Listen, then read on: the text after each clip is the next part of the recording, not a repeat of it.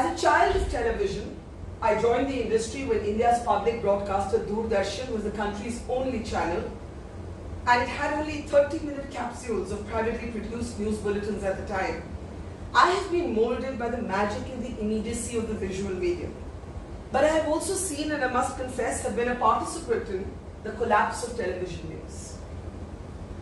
Broken revenue models, ballooning costs, shrinking budgets for travel, and some twisted idea that shouty contrarian guests make for great viewing reduced TV news to being talk-driven and made studio rats of so many of us. Though I would always try and retain my identity as a ground reporter and go to where the story is, I cannot deny that over the years, I too slowly got caught up in measuring my self-worth by how many important people I could bring on my shows. The domination of the studio made us increasingly lazy, stale, unimaginative, and worse, without empathy. It disconnected us from our audiences, and it made our journalism more about celebrities and less about regular people. By 24th March 2020, when Prime Minister Narendra Modi announced the decision to lock down India, as many other nations had also done to fight COVID, I had finally given up on television. After quitting NDTV, a network where I worked for 22 years, and a couple of ill-conceived partnerships with other TV channels, I was ready to build my own platform. We were very tiny in contrast to the media behemoths I had been part of. We were fewer than 6 people, and we operated from a small office in the basement of my home. So this is where I was personally when the first wave of COVID hit. But as COVID began sweeping through India and the world's largest lockdown was enforced, 1.3 billion people being asked to stay home, I knew that this was the biggest news story of my lifetime. Perhaps for the first time since 1999, when I had reported the Kargil war between India and Pakistan from the trenches, COVID was an assignment that kept me awake at night. In fact, in some ways, I can bookend the 2 decades plus in journalism with these 2 definitive assignments of my professional life, Kargil in 1999 and COVID in 2020. Like back then, now too, I was plagued by restlessness. I knew I would not be able to rest in the safe, sanitized environs of a broadcast studio, chronicling the pandemic from behind a shiny Sunmica set. After all, journalists were listed as an essential service exempt from curfew restrictions for a reason. This was a test like none other of both our caliber and our commitment. To fail this moment would have been to not be a journalist at all. From the very first morning of the lockdown, when I went to the borders of the capital and saw the beginnings of the great march of the country's migrant workers headed back to their homes on foot, I knew that this had to be chronicled from out there, from among the people. The humanitarian tragedy was the preamble to the medical crisis, and in some ways even dwarfed it at first. And so, 4 of us clambered on to my Maruti Ertiga, the same car in which I've come here. Vinod, our valiant driver, my producer Prashanti, my camera person Madan, and myself, and we hit the road. At first, we would drive to a motorable destination, spending anywhere between 5 and 10 hours on the road, a couple of hours at the location, and head right back to Delhi. In the early weeks of the lockdown, there was absolutely no food, water, or place to stay available anywhere. We would pack small bags of biscuits and water and head out. Sometimes we would sleep in the car. Then we realized, in order to report across the length and breadth of India and not be only north-centric, we would have to take the plunge and take our chances. And so began our journey by road across the country. In over 120 days, we covered 30,000 kilometers in 14 states and union territories, including a dramatic turnaround from the border of Bihar to Delhi to make our way to Ladakh, where in the middle of the pandemic, a warlike situation was developing with China, where the virus had originated to begin with. When we first reached Mumbai by road, it felt like a small miracle. After that, there was no holding us back. In Kerala, we met Vishnu, a nurse on COVID duty, who was also a Thayyam artist. In Karnataka's Kalaburagi, we spoke to the family of India's first recorded COVID victim, who died later. In Kota, Rajasthan, our hearts broke for young students who were stranded in coaching centers, enraged that their states weren't ready to take them back home. In Patiala, we marveled at the stoicism of the police officer whose hand was cut off while trying to enforce the lockdown. But the arc of our journey was shaped by the hundreds of thousands, and by the end of it, millions of Indian citizens who had to walk back home. The intimacy of strangers powered our travels. People we didn't know sent us home-cooked food. Those I had possibly just exchanged a single tweet with and possibly even been trolled by opened up their homes. When my shoes split into two halves after weeks of wear and tear, remember stores were closed and no clothes or shoes were available anywhere, acquaintances that I knew from social media sent us new ones. When my car broke down, my most vitriolic critics offered to drive us. Sometimes we'd get lucky and manage a hotel room. Some nights we stayed in desolate guest houses with rats and cockroaches for company. When the second wave of the virus announced itself, it was like Indian public health 2611 moment. And not only because it was a tectonic shift in how we see life and death, or because of its generational trauma. In just the same way that the 72-hour Mumbai siege by Pakistani terrorists brought terrorism home to the doors of the upper middle class and wealthy, 2021 brought the pandemic to us, in a shift from the first year of the pandemic when mostly the poor had suffered. In its first year, the virus never created the level playing field the cliché suggested it would.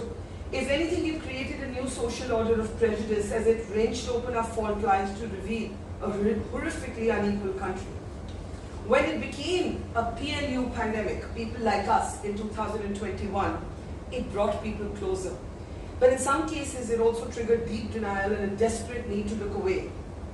The pushback against cremation ground reportage, for instance, I was called a vulture sometimes for going to cremation grounds and graveyards, was reminiscent of a familiar reluctance to hear the voices of families whose relatives were trapped inside the Oberoi and the Taj during the Mumbai siege.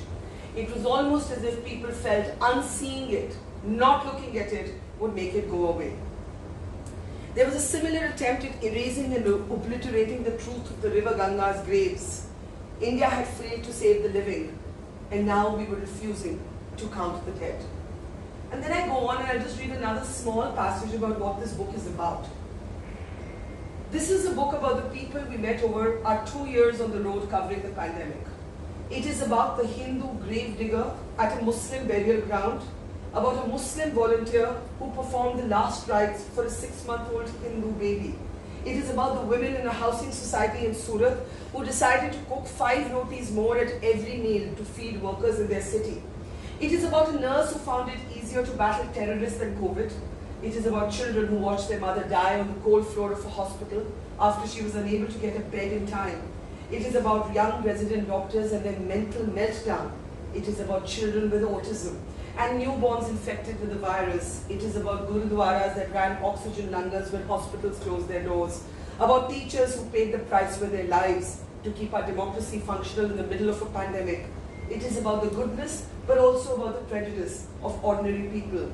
It is about hope, heartbreak, mistakes, and redemption, science and sentiment. There are other better books on the science of COVID, on the policies that should or should not have been enforced, on the inside track of what the Prime Minister and the government were thinking. This is not that book. This is about COVID's human story. It is about its victims, survivors, and heroes. It is about its bereaved, bereft, and brave. It is about a journey to hell and back.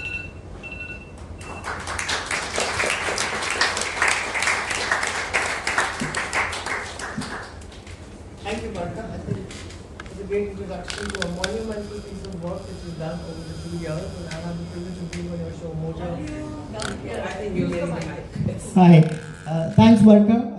I've had the privilege of being on your show, the Daily Wage Worker platform. And having read the book, actually, even though we've worked on the migrant issues for the last 2 years, it's really gut-churning, heart-wrenching, and so true what's happened to these, daily wage workers, migrants, but also our frontline health workers, the people who are saving others and the people who are dying from this, and the government's apathy in the first wave. There was a very shortage of food, and yet the government was exporting food. In the second wave, just before it started, despite all the medical warnings, we were exporting vaccines, and look what happened. But coming back to, I think, your book, you have witnessed and documented, I think, the anatomy of the pandemic on the lives of migrants, first responders, the elderly, pallbearers, school children, the girl child. Could you tell us a little bit about the experiences that you witnessed? Are you all able to hear me at the back? Yeah, okay. So, as I said in my introduction, what I really felt was that one day, if not today, we as a people in a country will be ready to read this book. Some are ready now, some will be ready a little later. But we will want a record of these times because these 2 years changed us as individuals, our sense of family, our sense of community, our sense of what's important, what's not important, what works, what doesn't work. We came to know ourselves better. How good are we with solitude? How bad are we when pushed into the same confined spaces with our siblings, our partners? Do we love it? Do we hate it? Is it a little bit of both? I'm sure you'll all share those experiences. But for me, chronicling these 2 waves was like looking into a mirror. It was me looking into a mirror, confronting what I liked, some things I didn't like, some things I could make better, some things I didn't know how to make better. But it was also the country being, almost forced to confront the fact that, we didn't have enough hospital beds. We spent less than 2% of our GDP on health. We called the virus a great equalizer, but it was anything but. The poor suffered more than the rich, women suffered more than men, girls suffered more than boys, minorities and those who live at the margins of the caste hierarchy suffered more than those who had access to power and status. And I'll share with you some things that remain with me and some people that remain with me. Let's talk about Jyoti Paswan. Maybe you all remember her as the girl who got Ivanka Trump's attention because she cycled 1,200 kilometers from Delhi to Darbhanga with her father sitting at the back of a cycle. This was in the first wave. Her father just had a knee surgery, so he couldn't sort of ride the cycle. And she was 15 years old, 15. And we were so desperate as a country to want some good news that we managed to convert actually a very traumatic experience for a little child. Please think of the fact that she was 15 years old. We managed to convert tragedy into triumph. We suddenly had cycling federations offering her cycles and there are movies being made on her life. I know because I went to visit her village a year later when everybody had forgotten her except the movie makers who are still in touch with her. And Ivanka Trump tweeted about this great girl who'd, wow, what an achievement. But when I met this little girl, she spoke about spending nights at petrol pumps as she cycled 1,200 kilometers because those were the only, even the petrol pumps were locked, but they were the only sort of structured places on the highway. You all live near a highway, you know what highways look like. Now imagine these highways were just khali, empty. And this 15-year-old girl with her ailing father, and she said to me, I cried every night. It took me 9 days and nights to get home. I cried every night. I thought, I'm a girl, anybody can do something to me. I didn't know if we were going to live. I didn't know if we were going to survive. And I asked her, now you're back in your village. And what is it that you dream of now? And her dreams were so modest, because she had got so much national and international attention, people had given them some money. So theirs was the only brick house in their village. It used to be a mud house, it had become a brick house. And then she said, aap mere saath chalenge? And she had so many cycles because people had gifted her so many cycles, she didn't know what to do with the cycles. So she gave me a cycle and I said, okay, where do you want to go? And she said, school chalo. So I got onto the cycle with her. It was it was one of the moments, and that's why I say there's a lot of hope in this book. In the middle of these dark, bleak times, you would see this sudden sort of, the human spirit prevailing. And she said, school chalo. So I got into a cycle and she got into her cycle and we went to her school and she said, bas main yahi chahti hu, I only want to study. My dream for myself is just that I want to study. And it reminded me how simple, how basic, people's dreams are. One of the, I understand that the entire world has made mistakes in dealing with this pandemic, and it's obvious we didn't know enough in the first wave. We actually, आप लोग सब masks पहन के बैठे हैं. I will remind you, when I left my house to travel across India in the first wave, the World Health Organization's chief scientist herself told me, there's no need to wear a mask. I'm sitting here in Geneva, I'm not wearing one. Why do you want to wear one? Leave the mask for those inside the ICUs. Why? because the science at that time mistakenly thought that COVID spreads from surface, what's called fomites, which is why we began this thing that we still haven't stopped, one of hand washing, ma'am, but for contactless delivery, those QR code menus. They make zero sense. They're completely, please, if tomorrow somebody shows you that, tell them the science tells you this is not needed. It's an airborne disease, which is why in confined spaces, we are now encouraging people when they can to wear masks all over again. But one of the things that we did is that we as a country assumed that the poor don't have emotions. And what I mean by that is, when the lockdown was announced and these hundreds of thousands and then it became millions of people came onto the streets to walk home, the response to deal with them was two ways. The first 72 hours, there was no representation of the state. कोई नहीं था borders पे. एक police constable तक नहीं था when I was there following them. 3 दिन बाद, when the panic hit, that these are millions of people walking, maybe they're carrying the virus with them, there was suddenly too much of the state. So there was always either too little of the state or too much of the state. And what do I mean by that? हमारे देश की paradoxes बहुत हैं. किसी भी वक्त में the equal and the opposite of it is always true. So the role of the police, for instance, they were brave, first frontline responders, they were in the line of fire, they were out on the streets, they were getting COVID. I write about the police officer whose hand was cut trying to enforce the lockdown. But when they were given excessive authority, and the lockdown was treated not as a people-centric move but a curfew, the police suddenly turned very brutal as it can on very poor people. In Tamil Nadu, you had the story of a father and a son who were killed in police custody because they kept their phone store open. Yeah? In Delhi, I'll share with you, I can never forget his face. I was outside one of the big public health hospitals in the capital, and I saw a man leaning on a Delhi police yellow barricade. Actually, he was leaning against that police barricade and weeping. Now, I thought maybe he has COVID. So I went to him and I said, is it that you have COVID and you can't get a bed? He said, nahi sir, saab, he called me also saab. Nahi saab, wo police wale aaye, मैं बाहर था, मुझे मार के यहीं छोड़ दिए सड़क पे. So I said, आप बाहर क्यों थे? अभी तो lockdown है. And he said, I'm a rickshaw driver. I don't have money anymore because there's no economic activity. I needed to feed my children, but when I went to the grocery store next to my house, बहुत महंगा था. So I thought if I walk to the wholesale sabzi mandi, मुझे थोड़ा सस्ते में मिल जाएगा. But that had exceeded whatever his curfew restrictions were. They thrashed the hell out of him, dropped him there. Then he couldn't get in because it was a COVID-only hospital. And that was that. He was sitting there weeping. In the second wave, the absence of the state came in other forms. Was anyone here struggling or know someone who's struggling for oxygen or a bed? Yeah? Everybody? Is it pretty much everybody here? Yes. So, people realized that people had to help people. People came to the rescue of people because once again, the state and its systems that could be so in our face when we didn't need it was absent when we really needed it.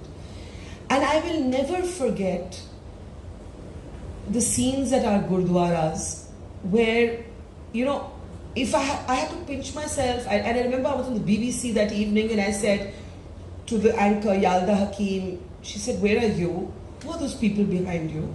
And I said, it's a gurdwara. And she said to me, why are you at a gurdwara in the middle of a pandemic? And I said, because it's the only place where people can get oxygen.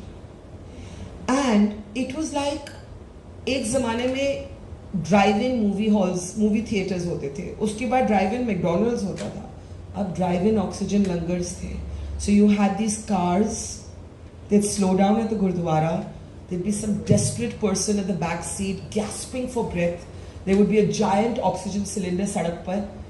Mask लेते थे, 20 minute थोड़ी सांस आती थी, some life would return. Then they'd say, sorry ma'am, अब आपका time खत्म है, next person. So the langars where we were used to having kada prasad and puri halwa were now distributing oxygen. And I never thought in my lifetime that I would see something like that. But equally I want to say, as I do say, कि आपके prime time news में कुछ भी चल रहा हो, ज़मीन पर, yes, there were some ugly sides that we saw of people. including targeting of doctors and health workers, them being treated like pariahs and not being able to even get cremated or buried, unki bodies, unki ambulances pe pathrav. But we also saw such deep humanism in people, you know. Abdul Malwari, whom I met in Surat, ran an ambulance service, और उस ambulance पे लिखा था funerals for lonely humans. That's what he did. He said, if you have nobody, I am that person. I am your somebody. And there were many people who either didn't have anybody or felt like they had nobody. Then there was the story of Leelavati, an old lady that I met outside a railway station in Bandra in Mumbai. And again, I was covering the migrant workers, and I see this old lady in her 70s sitting and weeping and sitting on the pavement. And I asked her, what has happened to you? And she said, you know, I came to meet my son because he was not well, and he's now thrown me out of the house. He doesn't want me there. He says, I'm a liability. It's one more mouth to feed, there's one more person to look after. My husband has died. I have nobody else. I have 3 other children, they don't want me. I walked rasta pooch ke from, he threw me out, मैं किसी तरह station पहुंच गई, because by then, finally after about 40 days, we had started special trains for migrant workers. She thought मैं train पे घुस जाऊंगी. And I said, where will you stay the night? And she said, पता नहीं. Then there were some good Samaritans distributing little dabbas of khana. Us dabbe mein ek samosa, ek apple, 1 Parle G biscuit. So I got her a dabba. I saw that she wasn't eating it and she was keeping it away. I said, why are you keeping it away? And she said, I don't have any food, so maybe I'll eat it at night. And she had no money. She's just a poor lady, a poor widow. And then we did this story, and I said, even if I get you onto a train and I get you to Delhi, which is where she wanted to go, what will you do? And she said, I'll beg. But it's the city I know. तो मैं यहाँ नहीं कर सकती, मुझे वहाँ पहुँचा दीजिए. And I released the story on our platform, Mojo Story, and I urge all of you to have a look at it. Just go to Google, do Mojo Barkha, and it'll show up if you're not familiar with it. And the story of Leelavati, I never realized what a chord it would strike. Because either people saw their own mothers, or they saw their fears for themselves in old age, or we saw our own guilt, or we saw what we should have been as children and weren't, and suddenly the floodgates opened and everybody wanted to help her. And finally she got taken in by a politician in, I'm not going to name him because then it becomes one politician better than the other, and I don't want to make this about politics, but she got actually taken, she was given a home by a Delhi politician. She was given a home, her own family rejected her. So, you know, there was a lot of hope and a lot of heartbreak, a lot of strength and a lot of sorrow. And it was about community, it was about the kindness of strangers, and sometimes it was about the kindness of those you loved, and sometimes it was about the cruelty of those you loved. There were people who were abandoned, there were bodies who were abandoned, there was stigma, there was poverty, there was fear. आप body को छू लेंगे तो आपको कुछ होगा तो नहीं, right? So it was a reflection of this country in all its paradoxes, contradictions, inequalities, but also what's great about us, also what makes us human, also what makes us strong. It was all there together. Thanks, Barkha. Talking about also the human side and the unsung heroes of the pandemic, you have documented so many of them, and you have a chapter on the pall bearers in the Shamshan Ghats, and how in the heat and soaring heat and the uncertainty, you're not even being protected with any mask, let alone anything else. They are there burying the dead, a lot of them have COVID, and a lot of them have been abandoned. Yet these people actually go out there and give a very dignified burial to these people. At the same time, they are being ostracized by their own families and communities for fear of COVID more than anything else. Tell us about that whole experience. Yeah. I think, you know, we said a lot about doctors and health workers, and actually they faced a lot of prejudice and a lot of violence. In the first wave, a lot of prejudice. In the second wave, enraged families would beat them up. You know, if you go and see some of the accounts and you collect them all together, they're actually really disturbing. But the most underreported story of heroes is those who actually buried or cremated the dead. And not just is it underreported because, we don't want to think. Basically, it's that human instinct. You don't want to look at a visual from a cremation ground.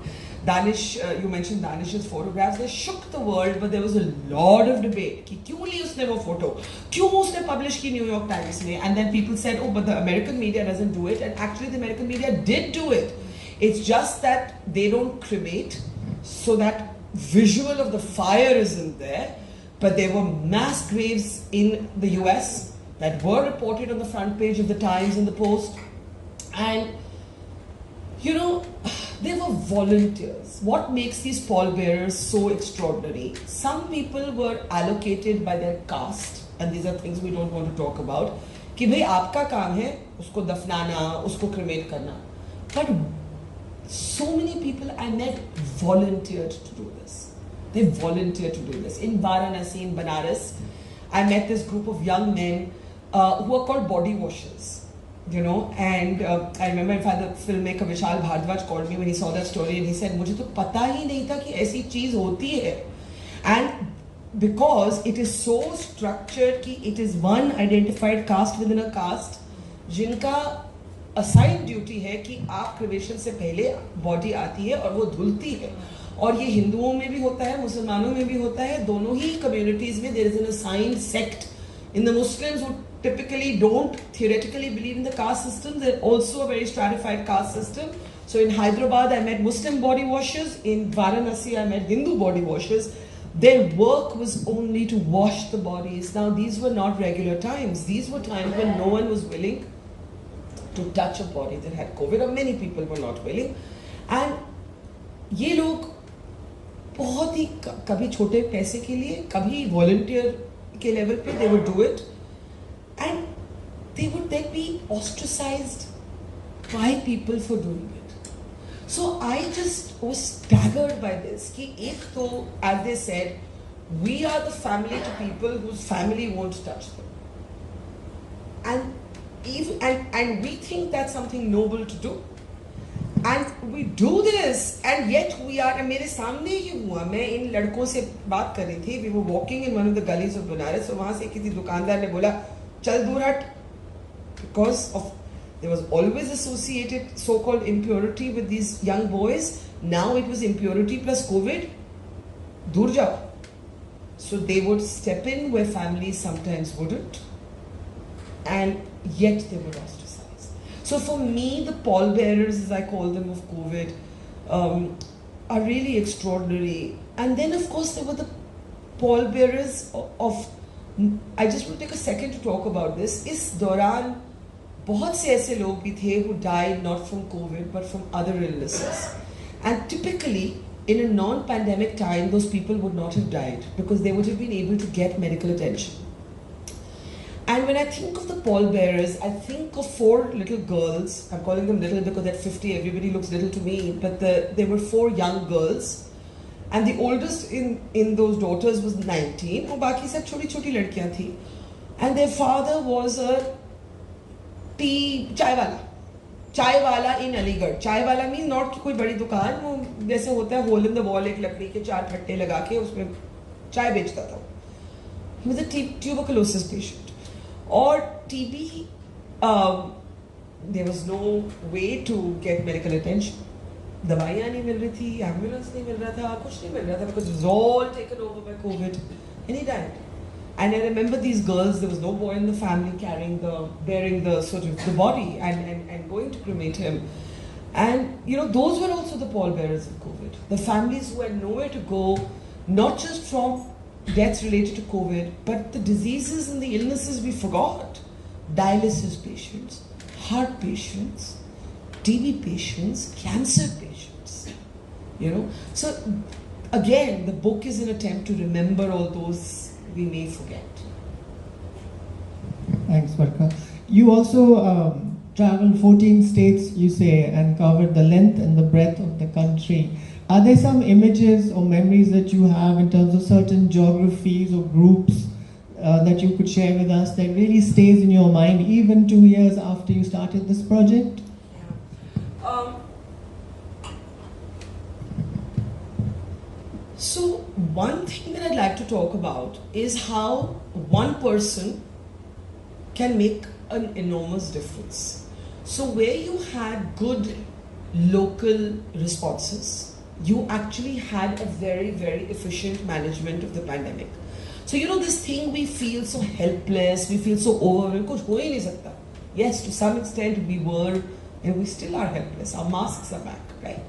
But to some extent, certain things are known, certain things can be planned. And I'll give you the example of two different officers I met. One from a state ruled by the BJP, one from a state ruled by the opposition. So as always, I'm not interested in the politics or the party or the electoral politics. Two different states, one Karnataka, one Maharashtra. In Maharashtra, there was a district, Nandurbar, an Adivasi district. The collector of that district had grown up in a hut. His mother was an illiterate tribal woman. He first became a doctor, then he joined the civil services. And between the first wave and the second wave, when the rest of our country believed that first wave टल गई, तो second wave में कुछ ज़्यादा नहीं होगा. So there was no preparation for the second wave. He said, no, you know what? If there's a first wave, there will be a second wave. And I need to use my budget to build oxygen plants. So he took 83 lakh rupees, which was his allotted constituency development budget. And he built 2 liquid oxygen plants. And his was one of the few districts that did not collapse for oxygen needs in the second wave. Similarly, in Dharwad in Karnataka, I met a woman collector. And it was one of the few places where the migrant workers' exodus had been stopped. I said, how did you do it? She said, you know what? All the colleges were closed. I just marched into all the colleges, took all the hospitals under state control, told all the workers, it doesn't matter if you don't have money to pay your rent, you don't have a place to stay. Here, the hostels are for you. Opened the doors of the hostel, and they stayed there for weeks. And then she said, I felt that wasn't enough. They shouldn't feel like this was charity. They had to feel dignity. She said, Khadi Gram Udyog was closed, but it was under government control. I could get it open as an essential service. And I felt that, I know you laugh at me, she said to me, ki clothes are not an essential service, but I felt dignity was an essential service. So I opened the Khadi Gram Udyog and I got like just a whole bunch of like proper clothes, shoes, whatever, slippers. And I gave it to them, and she said the response to the state completely changed because somebody had treated them as an equal citizen. And so this stays with me. जो बुरी बातें हैं, of course they stay with me, of course they scar me, we all have our memories. But let's also talk about how people found innovation, found generosity, found efficiency when everything looked like it was collapsing, because it tells you that it is possible. You just have to be mindful, you just have to be planned, you just have to be sensitive. Thanks, Barkha. I think also a lot of what you write about is also reflecting on Indian society, the poverty, the economic challenges, the social issues across the country. I think in the beginning of the book you talk about under the D&D flyover, there's a community there and a young man has got COVID and poverty and lost his job with the lockdown and he commits suicide, and how it impacts the whole family, and then the children are in the next room trying to struggle with this and the wife is coming to terms with it. And I think that really sheds light across the whole book when you're really talking about a lot of people earlier when the COVID pandemic was raging in many countries said, oh, it is an equalizer. Everybody gets sick and some people die. So it's equal across the world, across countries and cities. Now in a country like India where poverty and inequalities are so great, I think it's actually quite contradictory, and exactly the opposite happened. It actually made things much worse.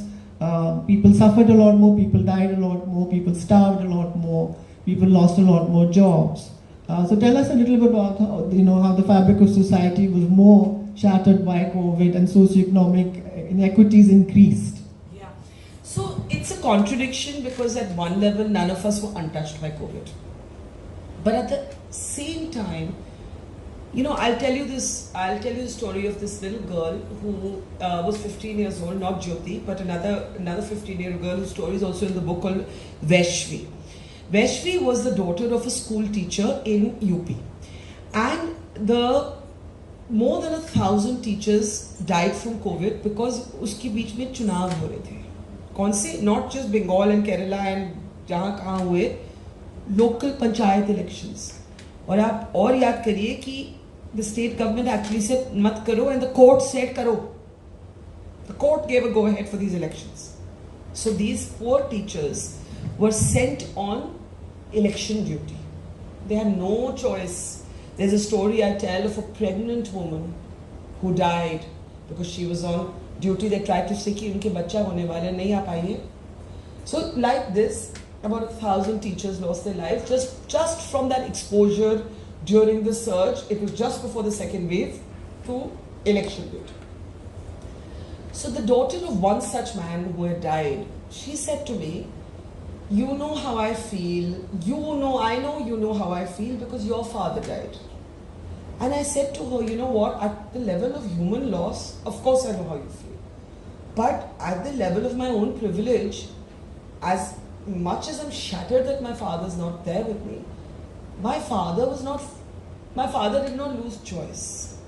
Yes, he lost choice in terms of the fact that I keep thinking if the vaccines had been rolled out faster, he would have got his 2 vaccines, maybe he would have lived. If the ambulance that took him to hospital, the oxygen malfunctioned, if that had functioned, maybe he would have lived. Those questions haunt me. But he was not a poor man who had to go and do a job that he didn't want to do because the state expected that to be his duty. So I just said to her that, and I said, and also you're 15, I'm 50. You're having to deal with this when you're a child. And I share this story because of what you asked, that हम सबको बोला गया कि ये virus भेदभाव नहीं करता. This virus makes no distinction on the basis of class, caste, religion, and in some ways it was true and in some ways it was so not true.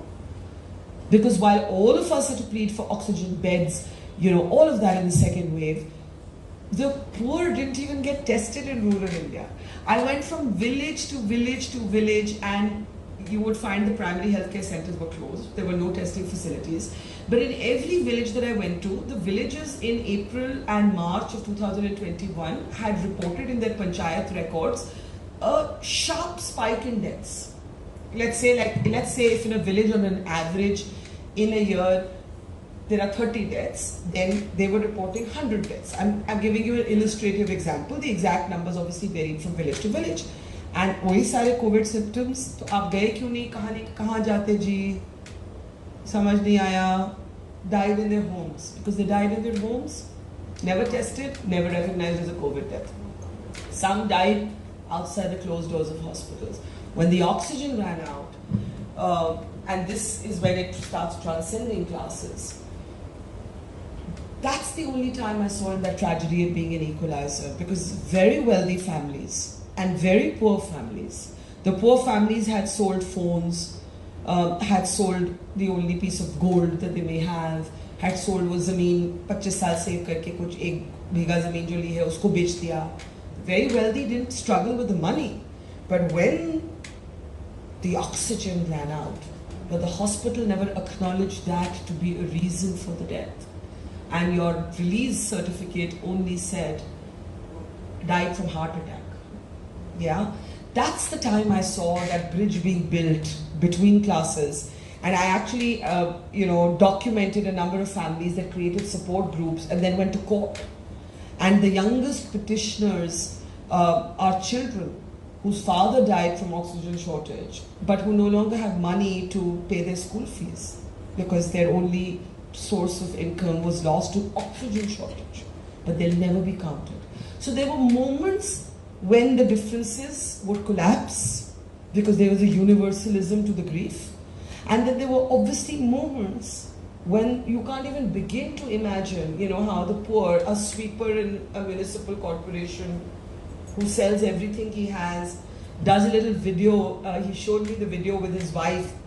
He's doing this selfie video and he's saying, ये मेरी मंजू बेगम है, इनको बहुत डर लग रहा है कि इनको कुछ हो जाएगा, लेकिन मैं यहाँ हूँ इनको बताने के लिए इनको कुछ नहीं होगा. And that night she dies and nobody even tells him the cause of death because we don't acknowledge that people died from the absence of oxygen. There's another way in which oxygen shortage led to deaths. Once hospitals realized that they didn't have the oxygen they needed to treat COVID patients, even if they had beds, they stopped taking people because they realized that if you took the patients in, then you would be liable for their deaths. I have met young people who had to sign, I called them the modern day death warrants, who had to sign waivers to say, if something happens to somebody I love, I will not hold the hospital liable. I don't actually blame the hospital. Because as one doctor told me in Bombay, it's like I've been sent to fight a nuclear war with a lathi. Right? By the end of it, the hospitals realized they didn't want to even take that chance. They didn't want these signed waivers. They stopped taking people. I mean, I can never forget, like there was this woman who had just delivered birth to her 1-day-old child and she got COVID. And the hospital she was in said, we're not a COVID hospital, dropped her outside another hospital. That hospital shut its doors because they didn't have oxygen. She was sitting on the street with a 1-day-old baby. And that 1-day-old baby had to be handed to somebody else because she had COVID. It doesn't go, it doesn't travel internally in the womb, but it can travel person to person. She didn't want a 1-day-old child to get COVID. So, there's so many moments like this, and sometimes the differences collapsed, sometimes they were heightened. Thanks. You mentioned, about so many people lacking access to oxygen and, so many millions literally running to at least 3 hospitals and still not getting entry. And then you also talk about, from the right to life perspective, it comes out very nicely in your book, how so many people, when they lost their loved ones, they turned around and said, we got them remdesivir, we got them this drug, we got them medicine. You just needed to have asked us, and we would have found the oxygen for them. Why didn't you give us the opportunity to get them the oxygen, to save them? And I think that comes out very poignantly in terms of, it was a pandemic, there was a crisis, and everybody was in a state of panic. Perhaps it should have been done better, but the cost was loss of human life. And speaking of, you also had a personal tragedy, which is beautifully evoked in fathers and daughters. And so I wanted to ask you on a personal note, how did that tragedy impact you personally? And also, did it change your perception when you were doing the reporting of, the human side of COVID? Yeah. So when my father got COVID, I was in between Maharashtra and Gujarat reporting on the second wave, and my sister called me and said, that our dad had COVID. And those days, you needed a RT-PCR test to be able to fly from one state to the other, and there was such a sort of pressure on the system that 3 दिन लग जाते थे test result आने में and so on. So I said okay, and I went to get my RT-PCR test, but in the meantime the doctor said don't bring him to hospital, we'll monitor him at home. He was in reasonably good health, but he was in his early 80s. And of course today I'm haunted by all kinds of guilt. Should I have taken that first flight back? Should I have called up somebody I know? Should I have forced that RT-PCR test to be quicker? But by the time I got back to Delhi, which was 2-3 days later, he seemed to be actually making good progress. But now we know from the second wave that the first 7 days you could feel like you were okay, and then the 8th day your fever could spike again, which is what happened to him. When it spiked, the doctor said, please bring him to hospital. I begged Naresh Trehan, and I had to get him to Medanta here in Gurgaon. I don't know till this date if I took the right decision, because it meant a 1-hour drive from where I live, but it was the hospital where I could get him a bed. So it was also governed by that. But of course, like all families are haunted by guilt, and all daughters, so many daughters I profiled for the book had the same sort of what ifs in their heads as I do even to this date. I just went with that choice, and the hospital did not have an ambulance free. So they said, we'll send it in the afternoon. I panicked. So my cousin said, oh, I know someone who runs a private ambulance agency. And I said, okay, send the ambulance. When the so-called ambulance arrived, it was a Maruti van that had been repurposed as an ambulance. It had no paramedics, no infrastructure. It had one big oxygen cylinder, zameen pe rakha hua piche, and one clueless driver. And I think I made a fatal error, because I should have said, isme nahi bhejenge. But I don't know, I wasn't thinking clearly. Even though I had spent a year and a half, this was what I did, and now the news came home. I was the story I was constantly reporting. And we somehow got my dad, we placed him on the back. He was supposed to be admitted in a general room, so he was allowed to bring his attendants. So wo nurse bhi aa gaya saath mein. And I sat on the front, and firstly what I remember about that ride is the number of police barricades there were. Why they were there, I don't know. What the need was for them, I don't know. And उसके बीच में भी मैं अपने phone पे video लेके मैं अरविंद केजरीवाल और mister Khattar को ट्वीट कर रही थी कि ये देखिए there is no green because it wasn't just me there was a row of ambulances stuck and I was like there is no green passage for ambulances what are we doing anyway we reached and he was sitting there in the foyer, and when they checked the doctors in emergency duty checked his vitals. They said his oxygen level has fallen. Didn't you put him on an oxygen cylinder? I said, of course I put him on an oxygen cylinder. It turned out that high flow volume that was needed, the cylinder had not worked. They said, we've got to rush him to ICU. Now there was no ICU bed. I had taken a favor to get a bed in the general sort of ward or general rooms. Now, usme time, I'm begging, pleading, kuch karo, literally becoming the story of people. Like, I don't know how many such people I must have profiled every day. Now I was that story. And that was the last time I saw my dad. 5 days later, he had died. All the things I thought I would never do. I had said, मैं कभी उनको ventilator पे नहीं डालूंगी. जब वो phone call आया 3 दिन बाद, मैंने that hope against hope feeling, I said, let's try. And then the other irony was that I had spent a year and a half being on the insides of hospitals, reported from thousands of ICUs, met thousands of COVID patients, but of course that was as a journalist. When it came to me as a daughter, obviously the hospital would not allow me to meet him. But the irony of that I had literally been in Dharavi, in slums, at the backs of trucks, on trains, inside hospitals, inside ICUs, but I couldn't see my own father because obviously I had to respect the hospital rules about that. And when we went to cremate him, we couldn't bring his body back home because it was crossing a border. And that would have needed special permission. So we had to take him just to some cremation ground near the hospital. And there was literally a maar because there was no space.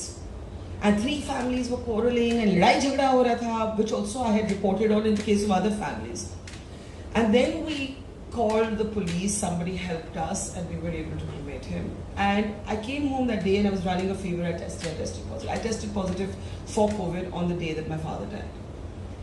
Now, I think I went into this deep denial because I was mentally shattered, I was physically ill, and I was angry at what had happened to him. I was guilty, I was sad, I was so many things, and I didn't know what to do with myself. So I said, I'll do the only thing I know how to do, I'll work. Now I couldn't go out for the 14 days that I was isolating. So I would go to my basement and I would just keep doing show after show after show after show, just going on. And the day I tested negative, that I was okay. Long COVID is something we can talk about later. That is the time when these bodies started being thrown into the river, they washed ashore. And I set out and I took a boat down the Ganga. I went to 6 ghats by the Ganga and I just kept reporting and counting the uncounted COVID deaths. And people said, what are you doing? My friends, my family were like, what are you doing? Your father's just died. Why are you doing this? And I said, I find no other way to find meaning in what's happened. And perhaps this is the only way that I can give some meaning to this loss. Because, my mother died when I was 13. And I used to always think that was the cataclysmic event of my life. But there's a friend of mine who works in the BBC and he sent me a very interesting message today. And he said, the memory load, as the load of memories gets bigger and bigger, that's the parent you can't forget because it's been your whole life. My father was a single parent who brought up 2 daughters. I lived with him till I was 40 years old. And so for me, it was like now both my parents are gone. My mainstay has gone. I feel guilty. I have all of those regrets कि मैंने उस समय ये किया वो किया मुझे ऐसे करना चाहिए था मैं ऐसे रूडली क्यों बोली मैंने उस मैसेज का जवाब नहीं दिया I got irritated with him then so on and so forth. And then the only way I could make sense of it was to meet other daughters who'd lost their fathers. So the chapter in the book is called Fathers and Daughters is about me, but it's about a girl I met in Bangalore who had lost her biological parents in an accident when she was young and she got adopted by some relatives in her family, and then in COVID she lost her adoptive parents. And she said to me, everybody keeps saying be brave. How brave is a human being expected to be? She's 21 years old. And like this I met so many, like Vaishvi whom I told you about, the 15-year-old. Another girl in Bhopal who was 16, had a board exams, both her parents died from COVID. So I found meaning for my grief in the grief of others. And I think that is the way this country got through these 2 years. We became a community of grievers, of mourners, and then also of hopers and believers and dreamers, because you have to keep believing, how else are we going to live? Right? So I always try and take back the bleakness to a moment of hope, to a moment of meaning, because if we're not able to give meaning to our lives after what we have lived in these 2 years, then nothing will give meaning to our lives. Thanks, Barkha. You also describe in detail, I think it's in UP, where a number of these teachers, school teachers, are being forced to do this polling duty, and they know that they are going to die as a result of being in the peak of the pandemic, to go into these crowded situations and do that. And they're writing to the district authorities and the officials saying, please can we be exempt again and again. Either there is silence, or there's even someone actually saying that, you know, an FIR will be filed against you if you do not show up. So then they're literally getting an order to go to their death march, which they do. And the impact of that, I think you described one young family where they're literally like screaming and saying, you know, where is the justice for my dead mother? And then you talk about towards the end of it, you know, how, I mean, that's the government challenges, and, you know, we can talk about what the government did right or less of what it did wrong. But then also moving towards the end of the chapter, when you're talking about the girl child and how, you know, society under the pressure of the economic burden of COVID and everything else, you know, families are stuck home for so long, so there's pressure on marital issues, domestic violence, but then also the girl child is being forced to get married. And you have a chapter, I think, in Rajasthan, which opens with these girls, you know, wearing shorts and playing football, and then it moves to a much more gory situation where they're being forced to get married at 12, 13, 16, when they have career aspirations and they want to do so much more with their education and get jobs. Tell us a little bit about that. So, I'd love to hear from all of you about your experiences being parents to children who physically couldn't go to school. I'm sure some of you have stories to share about that. But now imagine if you're basically poor and you don't have any access to an online classroom. So millions of Indian children have fallen out of school. But by the way, the real crisis of COVID is going to be what's happening to the cognitive and social skills of our kids. So study after study is actually showing a decline in memory, social skills, cognitive skills, emotional skills, mental health, of course. And for the very poor, what happened was that if a home had one phone, let's say, and there was a boy and a girl, the boy would get to it, because there was that sense कि लड़का काम करेगा, लड़की शायद काम नहीं करेगी, तो इनको क्या पढ़ाना. Now, if the girl isn't going to school, what do you do with the girl? शादी कर लो.